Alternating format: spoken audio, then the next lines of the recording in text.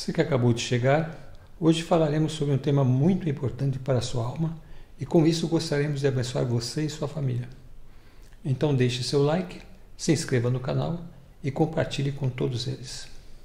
Olá pessoal, bem-vindos a mais um podcast Ciência da Alma. Olá pastor.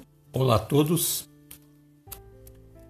Então hoje nós vamos continuar com a nossa jornada do livro de Êxodo, que é a saída do povo israelita da terra do Egito. E é uma história magnífica, porque a gente vê a história do sofrimento desse povo e também das suas vitórias. As engrenagens da aliança estão trabalhando e ela precisa de um homem para liderar esse povo para sair do Egito. E aqui em Êxodo 2, verso 1 e 2 diz: Um homem da tribo de Levi casou-se com uma mulher da mesma tribo e ela engravidou e deu à luz um filho. Vendo que era bonito, ela o escondeu por 3 meses. Então, esse casal da mesma tribo, pela leitura aí a gente não sabe o nome deles, mas em Êxodo 6:20 a gente vai conhecer um pouco mais da história deles. Êxodo 6:20 Anrão tomou por mulher sua tia Joquebede, que lhe deu à luz Arão e Moisés. Anrão viveu 137 anos. Então, o pai de Moisés se chama Anrão e viveu 137 anos. Provavelmente ele deve também ter caminhado com eles essa partida. Será que ele estava vivo aí, pastor? Eu acredito que sim, né? Porque Moisés vai sair do Egito, ele tem 80 anos. Moisés, conforme 7:7, como a gente já falou no episódio passado. E o pai dele viveu 137 anos. Então é bem provável que ele saiu com o povo. E no verso 2 diz que, vendo que era bonito, ela o escondeu por 3 meses. Ela o esconde porque, conforme o episódio passado, nós vimos que o faraó havia ordenado que todas as crianças do sexo masculino fossem atiradas no rio Nilo. Então a mãe esconde o menino durante esses 3 meses. Ele era uma criança linda, vigorosa, uma criança forte, bonita. Ela conseguiu escondê-lo até esse período. Mas conforme ele vai ficando mais forte, ela já vê que é impossível. Eles vão descobrir que a criança está lá. Então, ela faz o quê, pastor? Êxodo 2, verso 3 e 4. Quando já não podia mais escondê-lo, pegou um cesto feito de junco e o vedou com piche e betume. Colocou nele o menino e deixou o cesto entre os juncos, à margem do Nilo. A irmã do menino ficou observando de longe para ver o que lhe aconteceria. Então, o que me admira nessa mãe é como o Espírito de Deus a orientou. Ela praticamente fez um barquinho fechado para o filho. Ela fechou o barquinho, betumou ele todo por dentro, o tornou impermeável para que não entrasse água. Então veja o nível de inteligência desta mulher. É o que uma mãe que ama faz qualquer coisa para salvar a vida do seu filho. E nós estamos vendo aqui ela buscar os meios necessários para que não entre nenhuma gota de água. E ela vai usar então os recursos que os egípcios faziam para betumar os barcos. Ela usa a mesma coisa. Ela aprendeu muito ali na terra dos egípcios sobre o que fazer para betumar o barco. Existem registros bíblicos mostrando que eles faziam barcos com junco, com essas folhas que eram tiradas dessa planta. E eles então entrelaçavam e faziam então barcos. E outra coisa que ela faz também foi deixar a cesta na margem do rio. Então veja que ela confiou que Deus estivesse dirigindo essa cesta para algum lugar. Então o plano de Deus está em andamento e ele é colocado naquele cestinho. Ele tinha 3 meses, ele teria aí uns 70 centímetros, aproximadamente. Então ela fez um cesto, logicamente do tamanho da criança, fez todo esse trabalho de vedar o cesto e colocou a criança ali e deixou ela ali à margem do rio. O interessante é que tinha uma tampa, né? Dava para fechar o cesto. E a irmã do menino ficou de longe observando.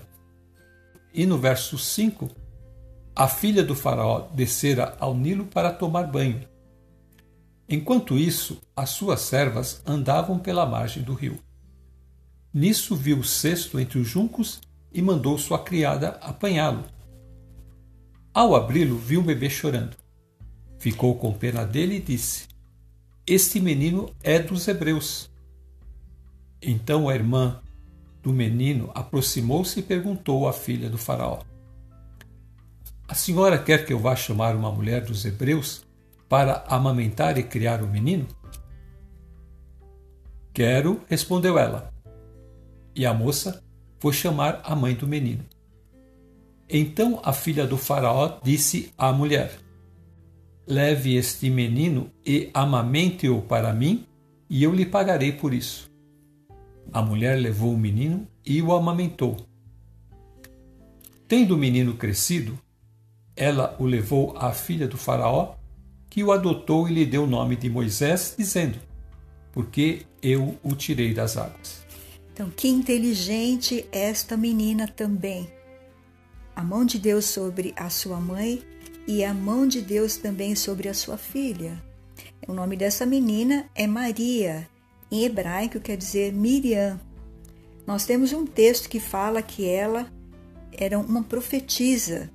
Veja aí, em Êxodo 15, 20, quando, depois do povo ter passado pelo Mar Vermelho, ela então pega um pandeiro e as mulheres saem atrás dela também com seus pandeiros e elas saíram tocando e louvando a Deus.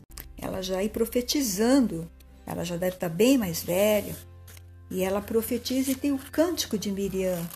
Então, está aí nesse versículo. Pastor, leia o versículo 20. Êxodo 15, 20. Então Miriam, a profetisa, irmã de Arão, pegou um tamborim e todas as mulheres a seguiram, tocando tamborins e dançando. Então, ela disse aí no versículo 21, Miriam lhes respondia cantando: Cantem ao Senhor, pois triunfou gloriosamente. Lançou ao mar o cavalo e o seu cavaleiro. Então ela dançava, cantava e glorificava a Deus com essas frases. Que bênção! Então nós estamos vendo ela que desde criança já é uma menina dotada da sabedoria de Deus. Veja que ela foi acompanhando o cesto para ver onde ele ia dar. E ele vai exatamente ali, naquele momento que a filha de Faraó vai tomar banho. Então, quem levou a filha ali, pastor, para tomar banho naquele momento? O plano de Deus está em andamento. E ele então sincroniza as coisas aí, a fim de que a filha do faraó desça para tomar banho justamente quando o cesto está ali com a criança. Então, o interessante é que é Deus que está levando, não é, a filha nesse momento para tomar banho ali. E ela está ali com as suas donzelas, com as suas moças. E aí o que acontece? De repente, ela olha e vê a cesta parada. A cesta ficou parada bem ali onde os olhos dela alcançavam. Então, o Senhor já mostrou aquela cesta muito bonita ali. Então, ela manda uma das suas escravas: vá buscar aquela cesta. E aí, então, ao abri-la, encontrou um menino que estava chorando. Aleluia! Ele já está chorando, eu estou com fome. Eu quero mamar, ele está muito grande, ele é muito bonito, estava acostumado a mamar no peito da sua mãe e agora foi tirado, ele está com fome. Mas como Miriam está ali perto, olha só, quando ela abre, ela vê um bebê chorando e ficou com pena e disse: este é um menino dos hebreus, este é um bebê hebreu. Ela ficou com pena, aquele choro, né? aquele chorinho de tristeza que ele estava ali, de fome, que a criança fica muito brava quando está com fome, somente menino. Eles ficam bravos. Então a irmã do menino se aproximou e perguntou: a senhora quer que eu vá chamar uma mulher dos hebreus para amamentar e criar o menino? Logicamente, ela é a filha do faraó. Ela sabe da lei que o pai colocou. Era para que os meninos dos hebreus fossem jogados no rio Nilo. Mas você percebe que o coração dela, ela sente pena. Então eu acredito que aquele sentimento de mulher, sentimento de mãe, né? Dom materno. Aquela questão da maternidade, né? Então toca o coração dela. Eu acredito que é Deus tocando o coração dela. Sim, porque por detrás ali está a menina que está acompanhando tudo. A mãe está em casa orando e pedindo para Deus guardar o filho, não deixar ele ser morto. Então aqui é uma súplica, há uma oração. Ela espera que Deus faça algo, porque ela fez uma cesta muito bem feita. E aquela cesta toda foi vedada com o amor dessa mãe. E agora então, para ali em frente a esta mulher, que também é tocada pelo amor de Deus, quando vê a criança chorando, ela sentiu pena e diz: este menino é dos hebreus, é um bebê hebreu. E ela então agora ouve o que a menina fala. A irmãzinha dele está ali e se aproxima. E a senhora quer que eu vá chamar uma mulher dos hebreus para amamentar e criar o menino? Porque ela sabia que era hora do bebê comer. Ele estava com fome, ele queria o peito. As mulheres hebreias, elas davam muito tempo o peito aos seus filhos. E então ela responde: quero. E a moça foi chamar a mãe do menino. Glória a Deus. Que poder tremendo que é o nosso Deus, não é? Todas as coisas vão se encaixando e Deus devolve aos braços da própria mãe o menino. E ela fala assim no versículo 9. Aí a princesa disse: leve este menino e o crie para mim, que eu pagarei pelo seu trabalho. Ela vai cuidar do filho dela e ainda vai receber. Esse é o Deus tremendo, pastor. Glória a Deus, aleluia. Que Deus poderoso. Glória ao Pai, ao Filho, ao Espírito Santo. Por sua onisciência, onipresença, onipotência.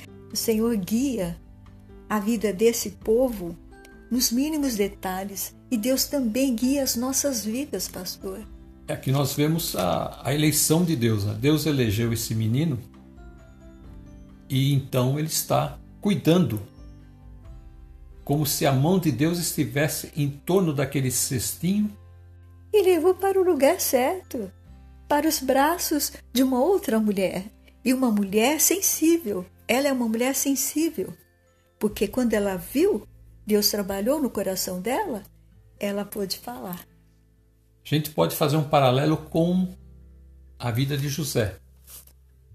Que Deus leva José, vai levando José até ele chegar ao lugar que Deus queria que ele ficasse, que era o cargo de governador do Egito. Aqui nós vamos ver então que Deus está trabalhando para que Moisés também chegue a este lugar, para que ali ele possa receber tudo o que é necessário para ser o libertador do povo de Israel. É um Deus tremendo, glória a Deus. Glória a Deus, porque Ele faz todas as coisas segundo o seu propósito e a sua vontade. Não para agradar o homem, mas porque Ele tinha uma promessa com Abraão de que daria toda aquela terra àquele povo. Então, como você disse no início do episódio, era necessário que tivesse um homem levantado por Deus. E ele é um bebê escolhido por Deus, desse casal que já vem da tribo de Levi, que nós sabemos, nós já falamos quem foram os levitas lá no passado, e agora eles estão aqui sendo escolhidos, perdoados por Deus, uma nova vida começou, e eles então vão trazer ao mundo este homem que vai tirar o povo desta terra. Agora o menino já cresceu, ele foi desmamado, e a mãe então o leva à filha do faraó. Ela o adota e lhe dá o nome de Moisés, dizendo: porque eu o tirei das águas. Provavelmente ela mandava as suas servas ir buscar a ama que estava cuidando do menino para levar o menino até o palácio para ela acompanhar, porque ela gostou muito da criança. Então, ele já se vestia desde bebê com as roupas egípcias, com toda aquela pompa. Só que esse bebê ficava aos cuidados de sua mãe. Mas agora aqui a sua mãe está indo para entregá-lo. Ele já deixou de mamar, já passou o tempo, e então agora a mãe o leva até a sua mãe adotiva. E ela então escolhe o nome de Moisés, que significa, pastor? No hebraico ele tem um som parecido com tirei. Então significa aqui, é o que ela diz aqui no verso. Porque eu o tirei das águas.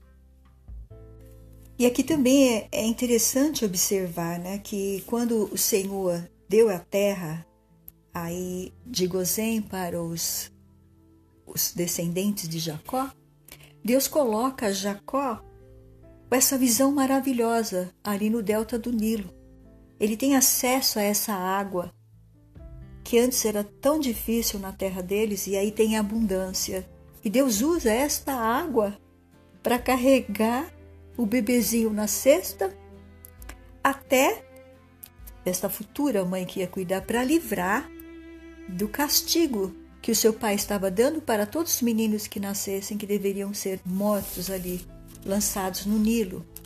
A gente não sabe aqui, mas é claro que essa atitude dela criou um conflito com o próprio pai.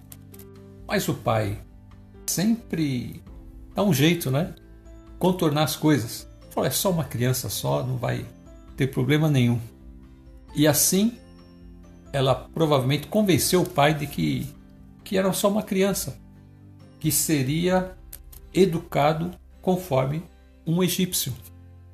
E ele então concordou.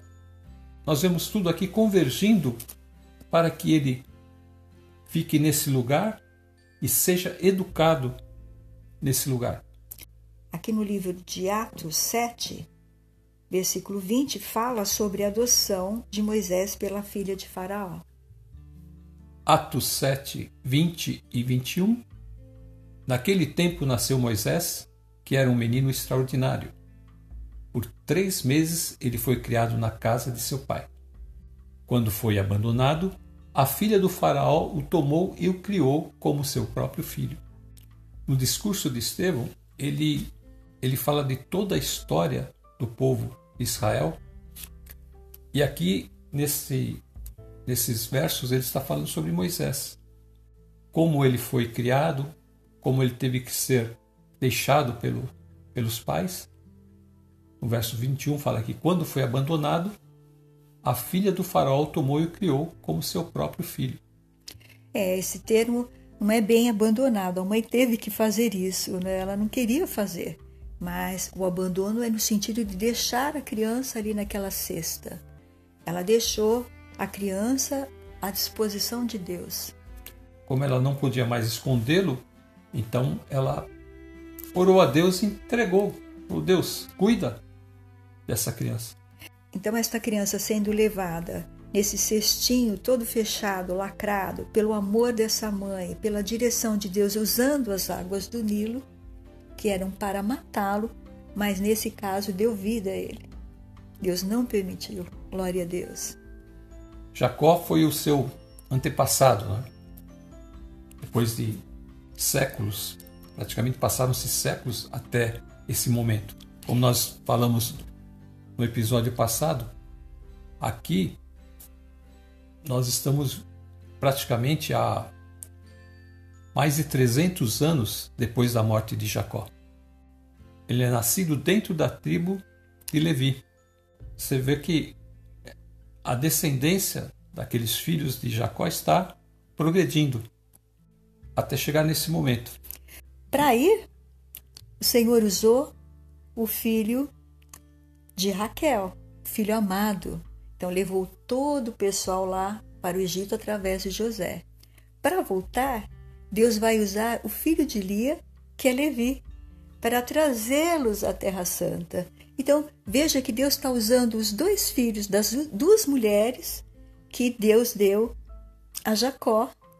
E agora também Deus usando mais duas mulheres, uma para salvar o filho e a outra para adotar o filho da outra, para evitar que este filho fosse morto. Veja Deus agindo nas tramas, é uma coisa maravilhosa. Deus age de forma tremenda, não tem outro nome, pastor. Essa eleição tem a ver com seus pais. Seus pais são pessoas tementes a Deus. Deus colocou essa criança nesse casal porque sabia que esse casal era um casal que iria orar por Moisés a ponto de Deus escutar a voz deles e guardar essa criança. Então foi tudo feito já, essa missão dada a esse casal já tem a ver com o plano de Deus para Moisés. E depois, quando ele é levado à filha do faraó, Atos 7, 22 diz: Moisés foi educado em toda a sabedoria dos egípcios e veio a ser poderoso em palavras e obras. Ele era um homem eloquente. Ele sabia falar e se impor.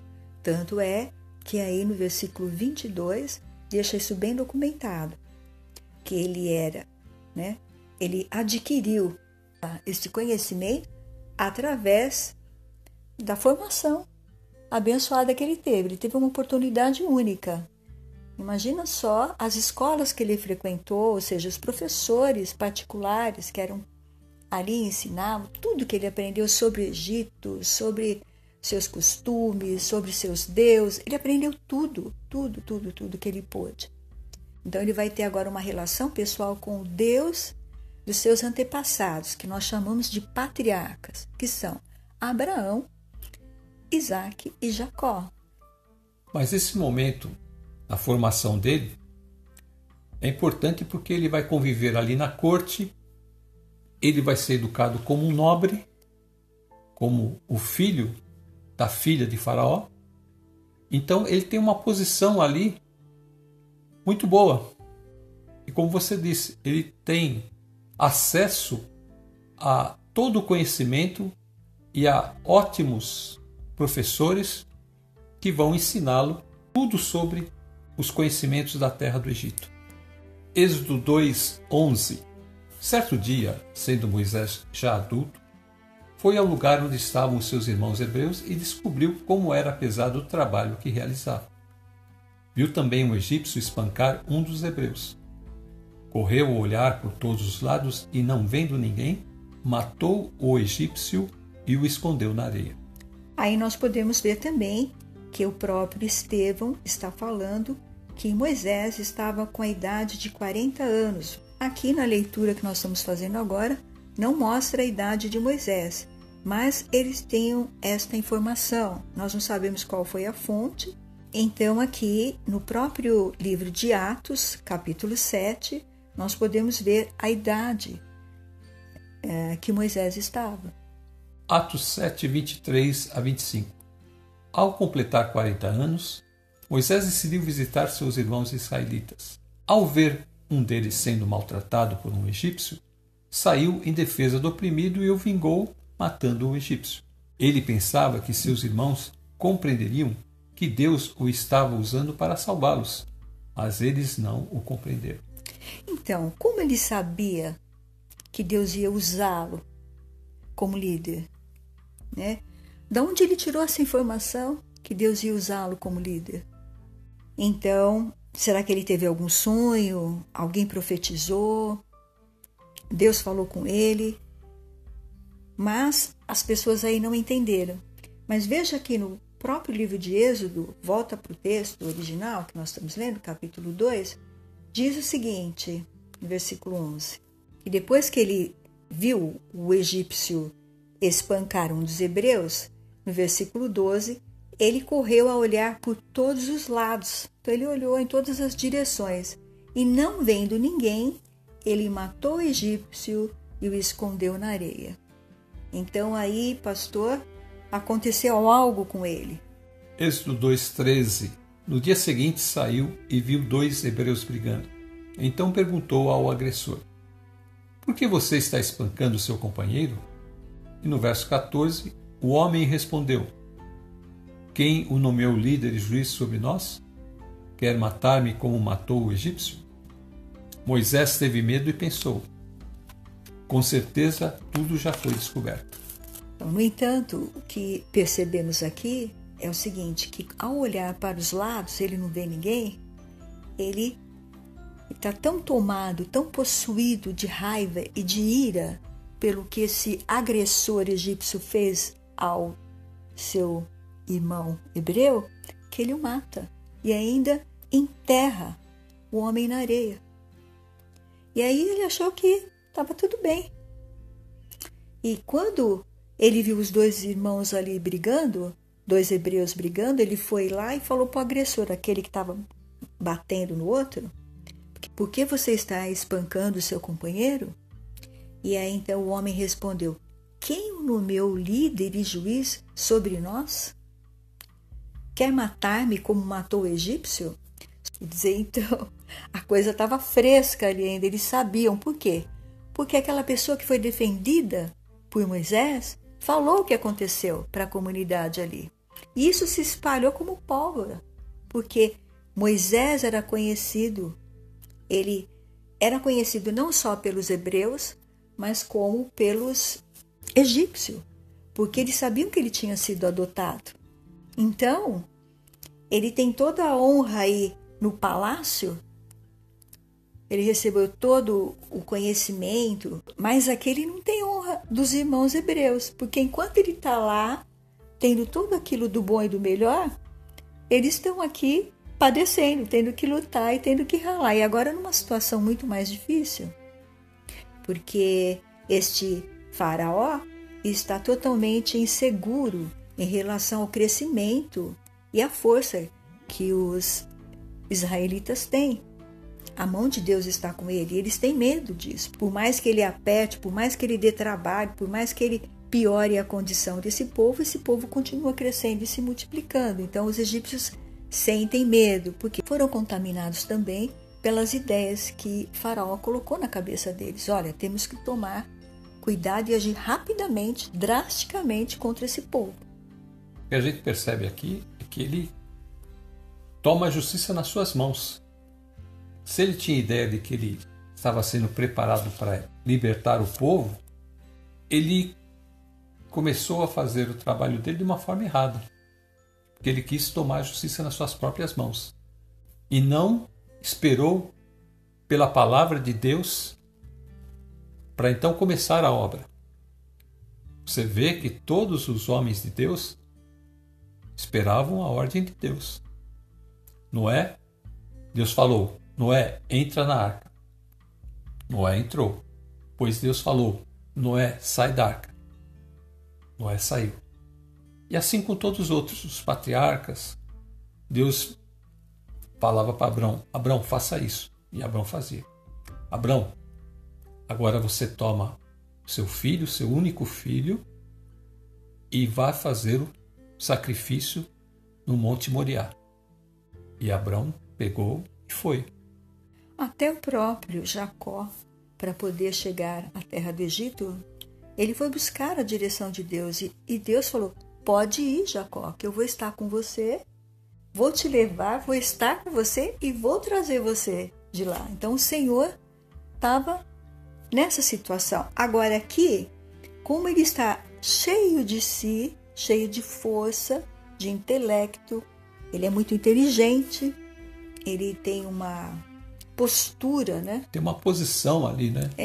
Uma postura superior. Ele acreditou que o fato dele fazer isso, se encher de ira nesse momento, que ele estava muito cheio de ira, seus irmãos iam entender que ele estava defendendo os irmãos. Mas o Senhor não gostou disso. O Senhor não aprovou essa atitude dele, tanto é que ele recebeu essa resposta. Quem é que o colocou como chefe e juiz sobre nós? Quem o colocou? Quem o nomeou por nosso chefe, por nosso juiz? Quer dizer, eles não tinham ideia, os israelitas, que ele tinha sido chamado por Deus. Eles não sabiam disso. Então, quando esse homem fala isso para ele, não foi uma palavra ruim. É Deus falando para ele. É a voz de Deus falando para ele, ó, ainda não é a hora, ainda não é o tempo. Você agiu da sua natureza, você fez a coisa que não era para você fazer, não é? Então ele fugiu. Ele vai fugir e agora então Deus vai trabalhar no coração dele. Deus agora vai formar ele lá no deserto um líder, para quando ele voltar, ele aprender a ouvir a voz de Deus. E aí já não volta esse Moisés aí que já age por impulso, ele agiu por impulso. E é o que acontece com os homicidas. Eles agem por impulso. Eles não refletem na situação. Em vez de a situação está ficando difícil, vai sair uma briga, em vez de fugir rápido dessa briga, vou sair daqui porque a coisa não está bem, não vai, está todo mundo de cabeça quente, não dá para argumentar quando duas pessoas estão de cabeça quente. Então a melhor coisa que essas pessoas têm que fazer quando está surgindo um conflito é fugir, vai para um canto, vai para o outro, é que nem o casal quando estão brigando. Não vão se entender. Então um vai para um canto, vai para o outro, espera, fica emburrado um com o outro, espera passar o emburramento, que isso acontece, né, pastor? Aí depois que passou esse emburramento, a palavra é emburrar, já está falando aí, né? Os dois ficam emburrados. Depois eles vão chegar a um acordo, porque passou o momento da ira. Eles vão reconhecer que está errado. Não, eu estou errado, me perdoa. Eu também errei, me perdoa. E aí o casal fica bem. E também duas pessoas que são conhecidas e estão nesse ponto, que nem eram dois hebreus aí, se eles tivessem relaxado a cabeça, no outro dia um ia pedir desculpa para o outro. É o que fica bem claro aqui, é aquela questão que aquele rei falou, né? Nós vamos esperar no braço de carne ou nós vamos confiar em Deus? Esperar no braço de carne era ir buscar ajuda com outro rei no Egito, em outro lugar. E esperar no Senhor era crer que Deus iria cuidar do seu povo. A gente fala sobre as obras da carne e o fruto do Espírito. A obra da carne é isso aí que Moisés está fazendo. Quando ele voltar de Midian, ele já vai voltar um outro homem, como você falou. Observa como não é bom você repreender alguém ou falar com alguém quando ele está de cabeça quente. Veja que no dia seguinte, quando ele sai e ele vê esse agressor, né, espancando seu companheiro, então ele fala: por que você está espancando seu companheiro? O cara já estava cheio de ira, cheio de ódio, como ele, no dia anterior, que chegou a ponto de matar uma pessoa. Então, como que ele pode querer falar alguma coisa quando uma pessoa está nesse estado? Então, quando uma pessoa está nesse estado, seu pai está alterado em casa, dando uma bronca em você, fica quieto. Você é filho, você é filha, fica quieto, abaixa a cabeça. Não fala nada. Seu pai naquele momento é chateado, tá? Te dando uma bronca, às vezes porque você merece. Não está fazendo a coisa certa. Ou então, porque seu pai está nervoso mesmo. E ele está pondo esse nervoso aí por alguma coisa até que insignificante que você fez, e ele está jogando esse nervoso em cima de você. A melhor coisa que você tem que fazer, sendo filho ou filha, fica quietinho. Não abre a boca. E você vai ver que depois seu pai vai ficar até sem graça, que ele vai lembrar que ele estava muito exaltado, que não deveria ter falado assim com você. Ele não vai, talvez ele nem fale nada, mas isso vai ficar no coração dele. a frase cair em si tem justamente essa conotação. Quando você cai em si, ou seja, você meditou sobre aquilo que você fez, você percebe que você se alterou demais, que você foi muito duro demais, brusco, rígido demais, e você acaba, como a gente fala, você cai para um lado da balança ou cai para o outro. Se você cair para o lado da justiça, você quer ser justo demais, como ele quer ser justo demais aqui, ele cai para o legalismo. Se ele cair para o lado do amor, ele vai deixar a coisa solta, rolar solta. As pessoas vão fazer o que elas querem. Então, você percebe que amor e justiça tem que estar ali na dose certa. Quando o pai repreende um filho, ele tem que saber dosar essas coisas. O pai tem que ser amoroso, mas também tem que ser firme. Mas esse firme tem que ser, como que a gente pode dizer? Quando você temperado, né? Tem que ser temperado com o amor. Por isso que a palavra de Deus nos ensina a fazer justiça, mas em amor.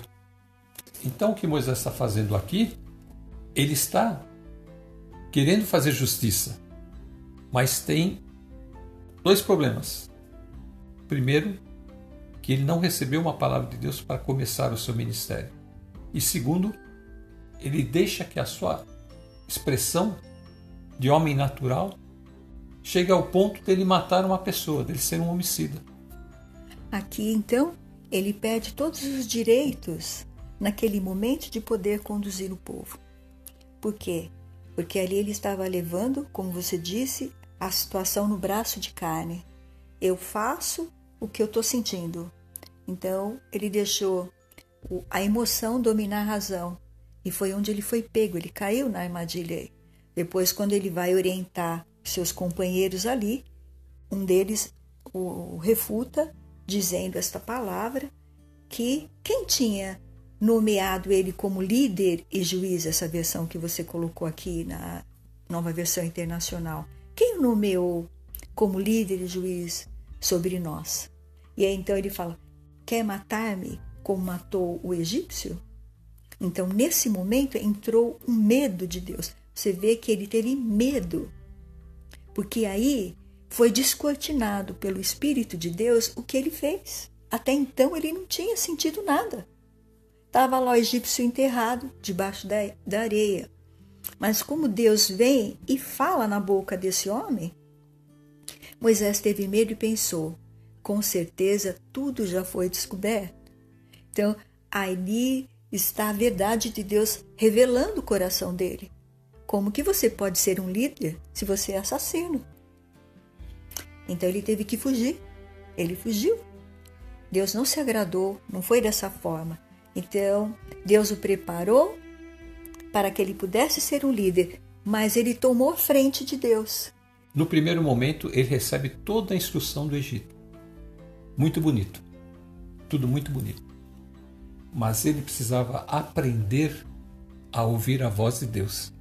Então Deus vai enviá-lo para o deserto para que ele aprenda a ouvir a voz de Deus e possa ser um líder de verdade. A palavra de Deus fala que Deus vai trabalhar tanto com ele lá que não havia um líder mais humilde do que Moisés. Veja como ele se tornou. Aqui está um Moisés cheio de si, cheio de ira. Ele se deixou dominar pela ira. Mas aqui no livro de Números vai dizer que não havia na terra outro homem tão humilde como Moisés. Números 12, verso 3. Ora, Moisés era um homem muito paciente, mais do que qualquer outro que havia na terra. Então Deus trabalhou muito com ele, não foi? Deus vai trabalhar com ele aí através desse povo e desses anos que ele vai ficar lá fugido. Aí também, no versículo 7, Deus mostra como ele trabalha com Moisés. que Deus falava com os profetas por meio de visões e sonho. Ele diz: ouçam as minhas palavras.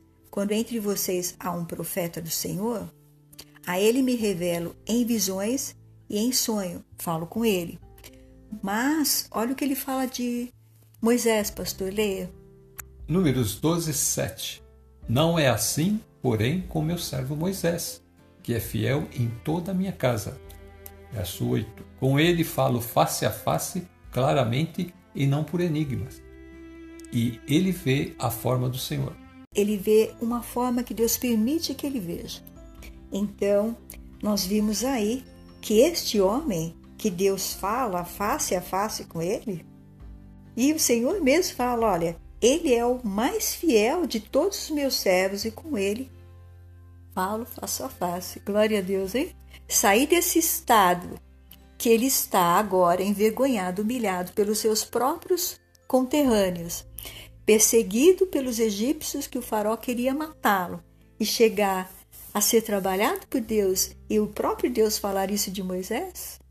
Glória a Deus. Que Deus possa falar isso de nós também, que nós somos servos fiéis, aplicados, devotados, tementes a Deus, prontos a fazer a obra de Deus na nossa família, na nossa casa. Porque muita gente quer se preparar e fazer a obra de Deus no ministério, mas o nosso ministério é dentro de casa, no dia a dia. O primeiro ministério que nós temos é com a nossa família. Como casal, como a gente se comunica, como se fala, como se trata, pastor, e com os filhos. Nós somos os líderes, começamos a liderar a nossa família. Temos que estar tudo em ordem com a nossa família, para depois, então, Deus nos dar um ministério com outras pessoas. Às vezes as pessoas nem ainda foram treinadas por Deus, porque Deus vai nos ensinando através dos nossos filhos, através do nosso relacionamento um com o outro aqui, para depois, na nossa maturidade desse relacionamento aqui no lar, nós podemos também trabalhar com maturidade dentro da obra de Deus. Moisés estava imaturo, apesar de ter 40 anos, aí ele estava imaturo para lidar nos relacionamentos com as pessoas. Ele não estava pronto ainda, mesmo tendo 40 anos e crescendo com toda aquela sabedoria e conhecimento. Agora ele precisou chegar à maturidade que Deus queria, Deus o formou. E aí então ele vem agora para ser líder. Então depois nós vamos ver esta jornada, pastor. Em Êxodo 2,15, quando o faraó soube disso, procurou matar Moisés, mas ele fugiu e foi morar na terra de Midian. Então, ele sai como uma pessoa não grata aos hebreus e não grata aos egípcios. Ele sai como um foragido. Um foragido, porque ele é assassino de um egípcio. Então ele traiu aqueles que o criaram. E para os seus conterrâneos, ele também é um traidor, porque está lá morando. Então ele não tinha nenhuma capacidade de ser líder quando ele sai daí. Olhando do ponto de vista de Faraó e do ponto de vista dos hebreus, dos israelitas que estão aí. Do ponto de vista humano, a gente vai perceber aqui que ele não teria condição nenhuma de voltar como líder. Primeiro porque ele está sendo perseguido por Faraó e desacreditado pelos seus próprios conterrâneos. Então, ele precisa ir para Midian. Ali Deus vai chamá-lo para esse ministério, vai chamá-lo para essa missão. Aí sim, aí entra a convocação de Deus, vem do alto. Não eu desejo fazer, não é o meu desejo. Eu não posso chegar a fazer nada de mim mesmo. Eu tenho que ser comissionado, convocado por Deus. Ele foi convocado, porque para ser chamado tem que ter uma boa base espiritual. Isso vem de relacionamento, e é relacionamento com Deus em primeiro lugar, o chamamento, e depois então o treinamento que Deus vai dar. Deus treina ele aí, e aí então ele vai voltar agora, preparado por Deus, a chegar aqui nesse ponto de Números 12, 13 e 7, né, que nós lemos aqui esses versículos. Então, pastor, é uma história linda. Podemos encerrar, pastor. Você ora? Amém.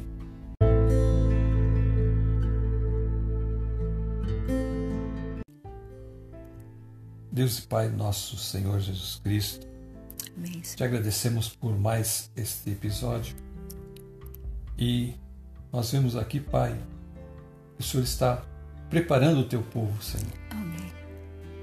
para que nós possamos ouvir a tua voz Amém. e fazer a tua vontade. Não permita, Senhor, que façamos coisas na tua obra só por fazer, mas nos dá, Senhor, o nosso ministério com poder para que nós façamos, Senhor, com que aqueles que ouçam a nossa voz possam, Senhor, ouvir a tua palavra, Senhor, possam, Senhor, ser edificados. Abençoa, Senhor, agora estas pessoas que estão ouvindo, Amém. de tal forma, Pai, que eles possam entender a tua vontade, que eles possam ouvir a tua voz e, Senhor, colocar as suas vidas por meio de Jesus na tua presença. Te agradecemos por todas essas bênçãos, Pai. Em nome de Jesus. Amém. Amém. Eu quero me despedir dizendo: fiquem com Deus e até a próxima. Fiquem na paz do Senhor Jesus e até a próxima.